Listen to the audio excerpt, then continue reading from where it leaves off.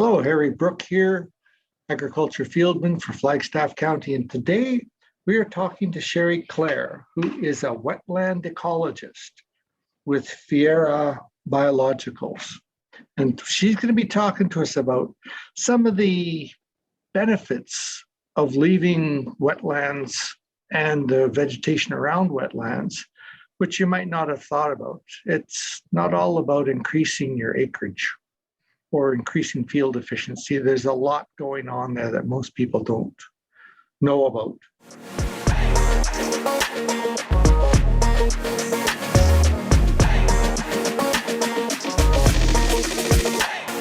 You're listening to the official podcast of Flagstaff County. So Shari, take it away. Thanks, Harry. I'm really happy to be here to tell you a little bit about some of the work that we've done looking at the question around whether or not draining wetlands in agricultural fields yields the profits that producers might think that they get out of that particular practice. Yeah, I saw an article. There was an article in the Western Producer this spring that also dealt with the topic. We'll talk about that later, though. Please go on. Sure. So one of the things that I hear a lot in my career as a biologist, we do a lot of work with producers or in association with producers or organizations that work with producers. And one of the stories that we hear a lot is that producers drain wetlands in agricultural fields because they get a profit from doing that. And that was something that I got really curious about because I wondered whether or not someone had actually measured the profitability associated with wetland drainage. And so we got some money from Alberta NAWAMP and the Alberta Conservation Association, some funding to engage with some producers in Camrose County to actually go out and measure crop productivity within drained wetland basins. And we worked with the producers to get information about all of their input costs. And we got data from their precision agricultural equipment that gave us information about the production. And we compared the input costs and their production within the drain basins to actually calculate whether or not they made a profit draining those basins or whether or not they were losing money in those basins. And essentially the findings that we gathered, so it was a single year of data. We did the work in 2019, and we found that the range of profit was highly variable in the drain basins. But on average, the profit that producers were getting from the drain basins was much lower than what they considered a good profit. So producers told us these were all fields that they were growing canola. And they had told us that, $100 an acre was what they considered to be a pretty good profit margin. Yeah. And so on average, the drain basins that we measured were getting about $76 per acre. So below the benchmark. That was the average though, right? That was the average. What was the range? So some of the basins, we were seeing losses of about $145 an acre. And some of the basins, they were getting much higher profits. So, $500 an acre. So there was an immense range of profit and loss in those basins. But when you sort of looked at it on average across the field, some of the producers, their average profits they were losing money. Yeah. Yeah. So was there any factors in particular that seemed to make it profitable or not that you could isolate? Yeah, I think, the interesting thing about wetland drainage and producers, if you talk to them, they already know this about their field. Some of the basins, wetland basins really vary in terms of their size and also their depth. And so draining a basin can be really difficult if the basin is large and deep. And so the effectiveness of the drainage and probably maintenance associated with maintaining the drainage ditch probably has a lot to do with how effectively those basins are being drained. And so I think, shallower basins, smaller, shallower basins, we were seeing higher productivity and profit in those basins, but larger basins that are incompletely drained, even though there is drainage ditch associated with that. Some of those basins aren't as effective in terms of the drainage. And I think that's probably, I don't know for sure, but I think that's probably a cost and maintenance thing for producers as well. You have to, that also brings up another issue, which is the whole legality of drainage, because you're not allowed to drain water off your land unless you're part of a drainage district. And those ones were established back in the 1920s. Yep. So it's some of what's been going on, not exactly legal. That's true. So in Alberta, we have the Water Act, which under the Water Act, all water is vested in the Crown. So that means shore is basically Crown land if it's permanent body of water. Yeah, which means that if you want to drain a wetland, technically speaking, you need approval from the provincial government to be doing that. And I think a lot of producers don't, because the wetlands are on their property. There's confusion about property rights. I think there's an assumption that if the wetland is on their property, that there's a private property right, and there's the power is with the private landowner to make decisions about how to manage that water. But in reality and under the law, a permit is required. Right. Yeah. But the real question then becomes, is this an ephemeral wetland or is this permanent? And well, it takes a lot of time and probably money to determine that. Yeah. Sorry. So I find it interesting that there was some big losses in some. Did you see any salinity issues that might have arose due to the fact that they had been trying to get rid of the vegetation around these wetlands? Not for these particular producers. We worked with 3 producers in 4 different fields, but I know that salinity is a really big issue for a lot of producers. And I think increasingly so as we're seeing big changes in climate and drier conditions. When wetland basins are drained, a lot of them, if they're wetlands where there's discharge from groundwater, in those locations, producers are seeing a lot of issues with increasing salinity, which then, over the longer term, maybe in the first couple of years after drainage, there may have been improvement or an increase in productivity, but through time, that decision, the decision to drain may actually have a real negative effect, not just within the basin itself, but those salinity issues can also sort of extend beyond the basin.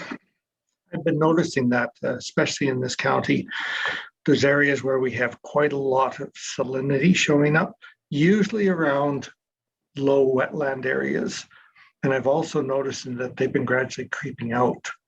And the problem with salinity, or one of the solutions, is get something permanent growing in that area to keep those salts below the surface of the soil, because it's that having bare soil and evaporation that brings the salts up. Yeah.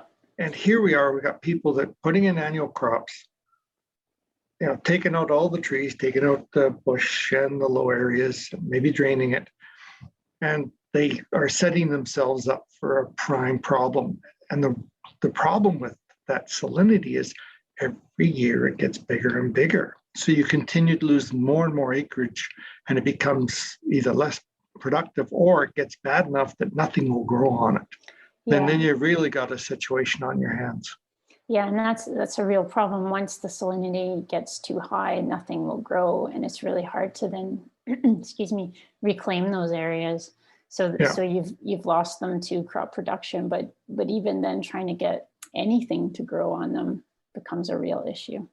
Yeah, and what I mentioned a little earlier was that article that was in Western Producer, where there'd been some other biologists looking at the ecological benefits of leaving an area around your wetlands And they were finding that their homes, because it's a diverse community of plants, you get a lot more pollinators. And especially in canola, there is a significant benefit to having pollinators in the fields. If you look at the seed production from like Bayer or whatever, they pay people to put beehives, both leafcutter bees as well as honeybees, in their fields, because there is a distinct benefit within about 100 meters of those hives. Or same thing applies to those wetland areas where they've left the grass and other plants or trees.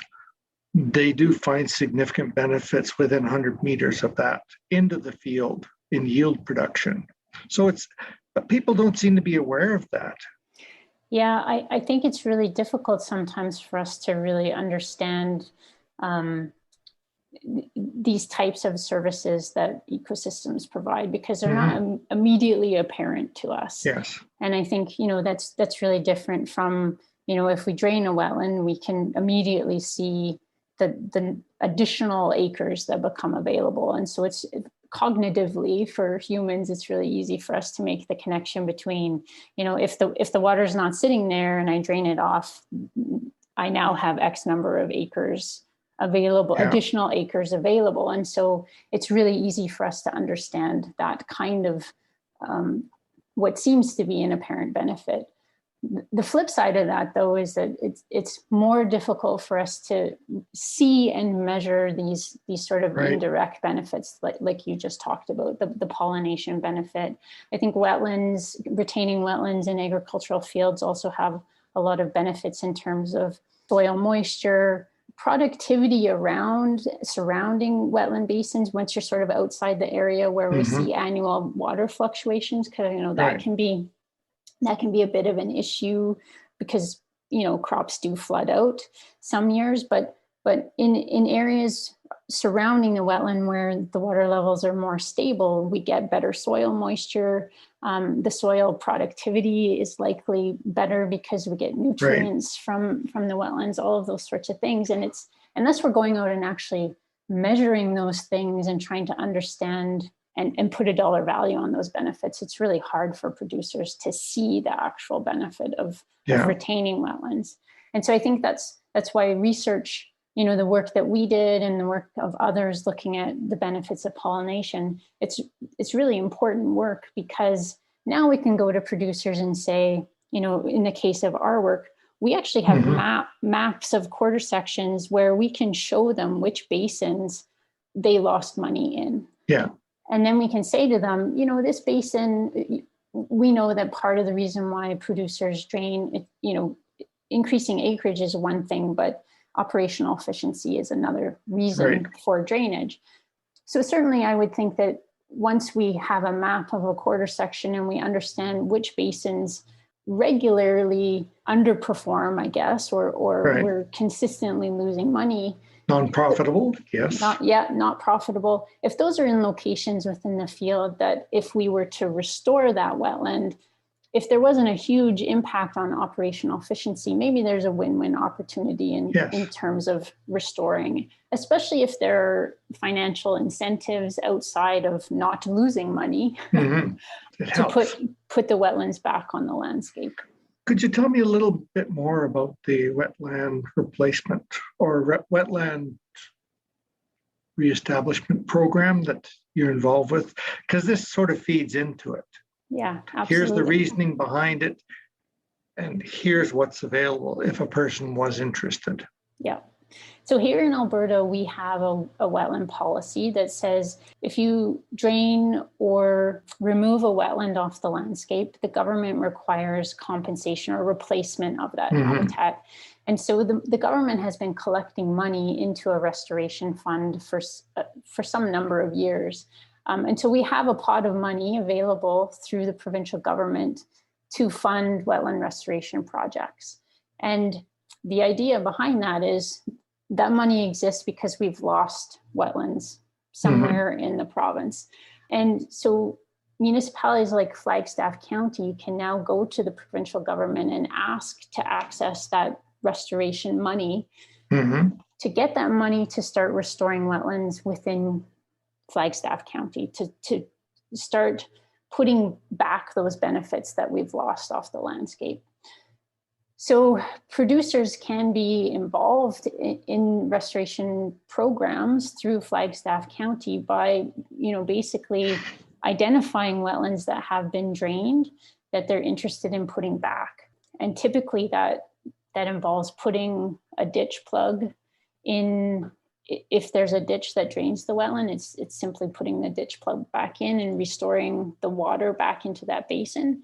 And for a lot of wetlands, once you restore that hydrology, the plants come back, the animal life comes back, all of the things, all the wetland functions come back over a period of time. And so increasingly, a lot of municipalities are trying to engage with agricultural producers, because a lot of the wetlands that we've lost historically are in agricultural landscapes. And there's lots of opportunities for us to restore wetlands in those landscapes. Yeah, just there's more benefits than people are aware of. Absolutely, yeah. Yeah. Okay. Is there anything else you'd like to add about this?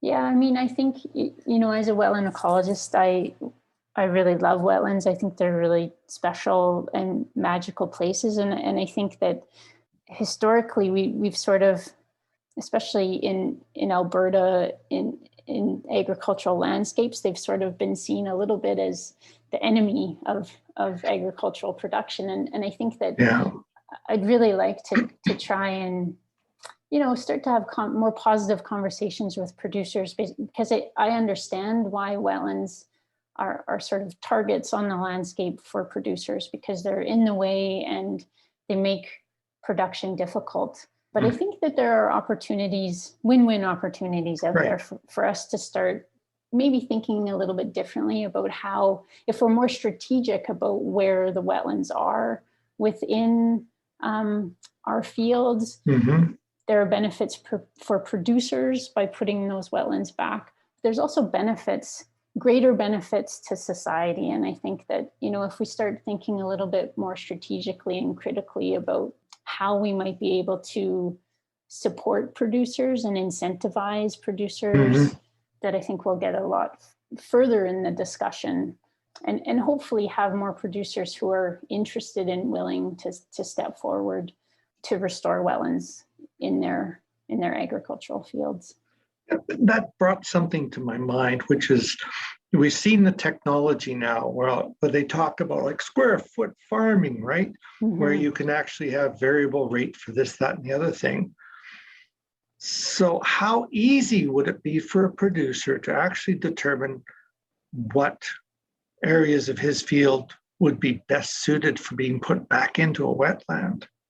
So, I think, Harry, because we have so much on-farm technology right now, it's actually really easy for producers to ask and answer this question. So the majority of the data that we use to look at the profitability of draining wetlands was all data that the producers provided to us from their equipment. Okay. And we were able to take that precision agricultural data and actually create maps at a pretty fine resolution in terms of, the area that we were mapping in the field.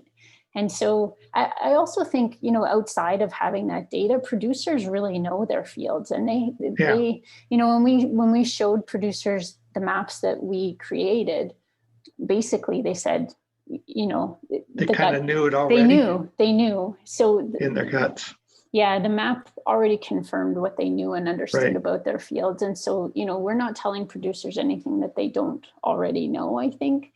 But I think that having the map becomes a really useful tool for planning, a tool for really understanding, again, how we might strategize and create a quarter section specific plan for wetland management in a way that really minimizes how disruptive a wetland restoration might be for that particular producer. Yeah. And I think that that's possible, but I think we need to start having more individual conversations with producers where we're really starting to get into the details about what's happening in that quarter section. I think a lot of the conversations we have right now are a little bit too high level. We maybe don't have the right kinds of detailed information to start making really good decisions. But we're getting there, aren't we? With we the are technology. getting there. Absolutely. Yeah. And I think if producers are willing to, bring that data forward and have work with people who can help translate that information into usable data that we can use to help support better decision making, then I think we're in a really good position to be able to do that. It would be really nice if the public at large, or I could say our politicians, would understand the value of the ecological benefits, and that there could be some way that they could be recognized to producers who are doing it the right way and promoting those benefits. Yeah. Because that's been the biggest problem I see, like the whole carbon tax issue too, right? There's farmers doing really good jobs. Yeah. But it's kind of like peeing yourself in a dark suit. You get that warm feeling, but nobody notices. Yeah, I agree. I mean, I've had a lot of conversations with producers who have retained wetlands as part of their operations. And they always express frustration that we have programs where we can get money to pay farmers to restore, but we don't have a lot of resources to be able to actually pay or acknowledge the good work of producers who are doing a really good job of already managing their operations and keeping tree stands and wetlands on the landscape. And so I agree with that. I think we really do have to start advancing the conversation, not just focusing on restoration, although restoration is really important, but also acknowledging the good work of folks who are conserving important habitats. Because, we know, especially wetland ecologists know this, while restoring wetlands is a relatively, I talked about putting in the ditch plug, bringing the hydrology back. It's not rocket science. It's not a really difficult thing to do, but we do know, because we measure these things, that restored wetlands take, a really long time to function properly, or at their full operational level, right? Yeah. It's a gradual process, but it's instantaneous almost at removing it. Right. And so keeping good functioning wetlands is much cheaper in the longer term, because when we restore, it's expensive, and we also don't ever get back the full function that we want in restored wetlands. So acknowledging the importance of conservation and rewarding people who are good stewards, I think is something that we're going to have to start having bigger conversations around that. Yeah, it's an issue that's been bothering me for some time, that you get, whether you do a really good job at managing the conservation aspects and the social benefits of your landscape, or whether you don't and you just go for the gusto and see how much money you can make. There's no difference. There's no recognition. Yeah, I mean, I would like to think that maybe increasingly we're going to have some, certification of products that acknowledges this type of producer activity. But again, and I think we're getting there. I think we're starting to see programs like that. But I think it's a slow process, isn't it? It is a slow process. Yes. Yeah. Well, thank you very much, Shari. I've really enjoyed this conversation, and we all have hopes for the future, right? Absolutely. Thanks, Let's Shari. see things. Thank you. I'll just, unless you have any final last words. No, thanks a lot. I enjoyed it. Thank you. So did I. Oops, where do I go? Here we are.